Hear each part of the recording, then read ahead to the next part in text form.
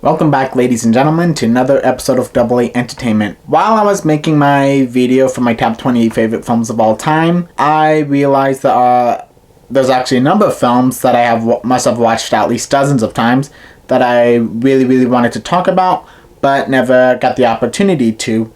So before I get onto my top 5 favorite films of all time, I'd like to make a video talking about those films. So for today, here are 7 random films I just really want to talk about. At number 7, Orson Welles' The Trial. Step aside, Citizen Kane. As much as I love you, The Trial has got to be my number 1 favorite Orson Welles film. Based on a novel by one of my top favorite writers of all time, Franz Kafka, The Trial tells the story of a man named Joseph K., played by Anthony Perkins, who was under serious investigation for no apparent reason. Well, at least for something neither he nor the audience has any idea about. To dumb it down, the story takes place in a fictional setting that has a judicial system mirroring America's. Throughout the story, Joseph K. goes on the run and turns to many people, including a legal advocate played by Welles himself. Under excruciating paranoia, K does all he can to get to the bottom of the situation, trying to figure out why he is under investigation. The story is paranoia driven, and Joseph K. is a character I 100% empathize with. I'm the kind of guy that feels like I'm about to be arrested just for window shopping and not buying anything. Anthony Perkins gives the performance of a lifetime, tying with his portrayal of Norman Bates. The movie is driven by pure paranoia and is absolutely tragic. Watch the movie, and if you have the time, the book is a must-read. At number 6, Midnight Express. Midnight Express is a 1978 film based on the real-life story of an American student named Billy Hayes, who, while traveling solo in Turkey, tried to smuggle hashish back to the US. After getting caught at the airport, the young American was immediately arrested and was sent to serve a lifetime sentence in Turkey, where he was ruthlessly tortured. I first heard about the movie when I listened to the soundtrack, which was on a record amongst my mom's record collection, and immediately fell in love with the score by Daft Punk's Giorgio Moroder. I was even more ecstatic when I found out my mom also owned a copy of the movie on VHS. Midnight Express is an absolutely heartbreaking and devastating film to watch and never gets easier to sit through, which, for those of you who know me, is precisely why I keep returning to this underrated classic. Aside from the amazing score and the brilliant performance by Brad Davis as Billy Hayes, we are treated to an outstanding performance by an unrecognizable John Hurt and a shockingly brutal and tragic performance by none other than Randy Quaid. That's right, Cousin Eddie. Also, for you expert movie buffs, you might recognize this guy from Pasolini's Salo. Having spent some time traveling around Israel solo, I can really get a feel of the surrounding setting. My love for this movie is through the roof, and it always breaks my heart. It's brutal, violent, tragic, and altogether absolutely amazing. Please watch this masterpiece if you haven't already. At number 5, Wake in Fright. Just a heads up, this movie makes Days of Wine and Roses and Leaving Las Vegas look like an after-school special, and there will be discussions of animal cruelty, so feel free to skip this next entry. Wake in Fright is a 1971 Australian outback thriller that grabs you and doesn't let you go till the credits roll.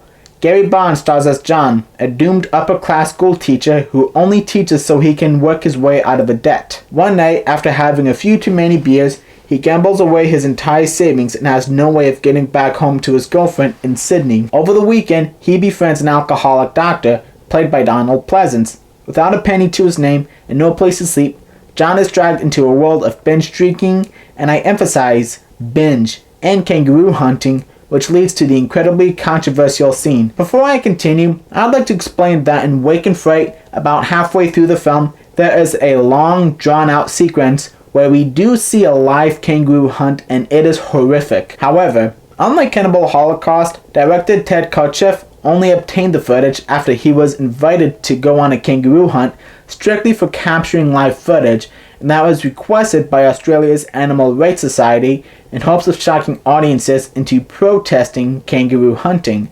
This movie left me speechless, and Martin Scorsese himself declared it a masterpiece. Wake in Fright is an incredibly upsetting film, and I had to close my eyes the first couple of times during the kangaroo chase scene.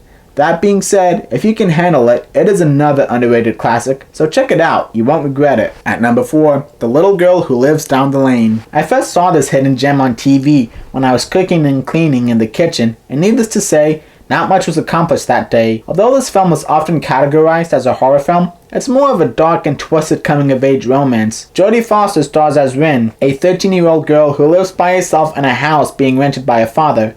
Rin is one smart cookie and is managing to do pretty well with the upkeep of the house, along with everything else. However, the real estate agent who rented them the house, Mrs. Hallett, doesn't believe in privacy and is constantly harassing Rin for God knows what, but more specifically her jelly glasses. One day, frustrated with Rin keeping secrets, Mrs. Hallett goes into the secret cellar, discovers Rin's disturbing secret, and never comes out. Trying to cover this up is tougher than expected when Mrs. Hallett's son Frank, played by Martin Sheen, a pedophile, won't stop harassing Rin.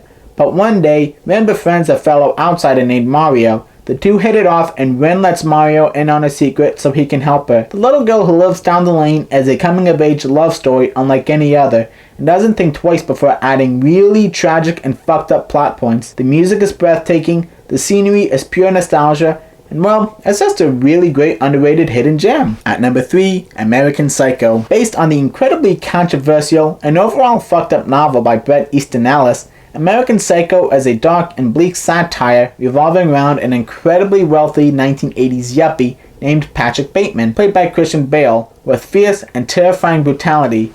To be honest, there's really one main reason why I absolutely love this movie, and that is purely because of Christian Bale's performance as Patrick Bateman. Even though I haven't really met any serial killer cannibals, or maybe I haven't, just didn't know, but I have met a couple of people who are exactly like Patrick Bateman. And now, I'm not saying they were stuck up and rich or just mean.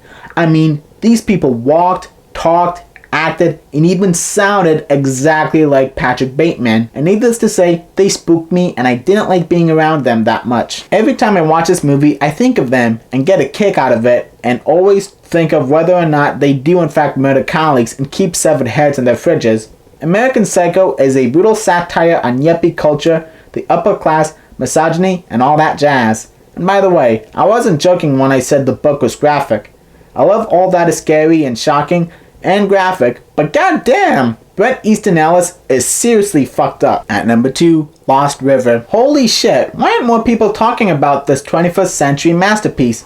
Lost River is the first and only film to date ever directed by Hollywood heartthrob Ryan Gosling. And for a first-time director, Ryan Gosling went above and beyond creating an incredibly bleak and disturbing dystopian masterpiece. This film is brutal and doesn't shy away from the brutal reality of poverty.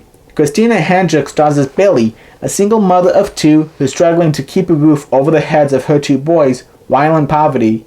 The eldest, Bones, is doing his best to keep his mom out by hunting for copper wire in desolate buildings. The catch is, there's a ruthless kingpin gang leader named Bully, played by Matt Smith, who will ruthlessly hunt down anybody who gets in the way of him and his copper wire. And let me tell you, Matt Smith is mortifying in this film. As for Billy, Dave, played sleazily by Ben Mendelsohn, is offered a job at a really fucked up nightclub that portrays random and incredibly realistic acts of violence, including knife throwing, stabbing, and even an incredibly disturbing and stomach-churning self-removal of one's face. While most actors turned directors turn directly to political or historical topics for the debut, Ryan Gosling created an almost documentary look at the gut-churning and brutal reality of poverty, and even created a near-dystopian world to mirror the bleak future of today. And for such a world-famous and well-renowned actor, instead of using his fame to get into the director's chair for a standard Hollywood film, Ryan Gosling directed an art house masterpiece mirroring the styles of his mentors, most notably that of Nicholas Winding Refn. At number 1, and this is going to be a 2-for-1 kind of deal, and those are The Secret of the Beehive and El Sur, directed by Victor A. Reese. Victor A. Reese is really a documentary filmmaker, and these two are his only feature films.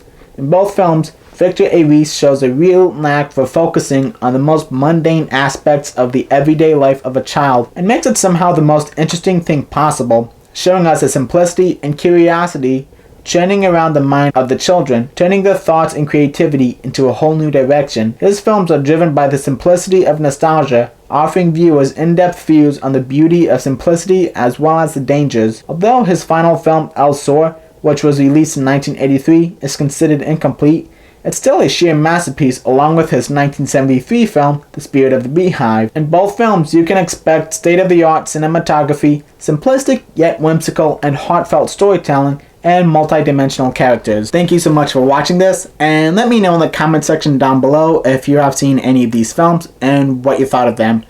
I'll see you all in the next video.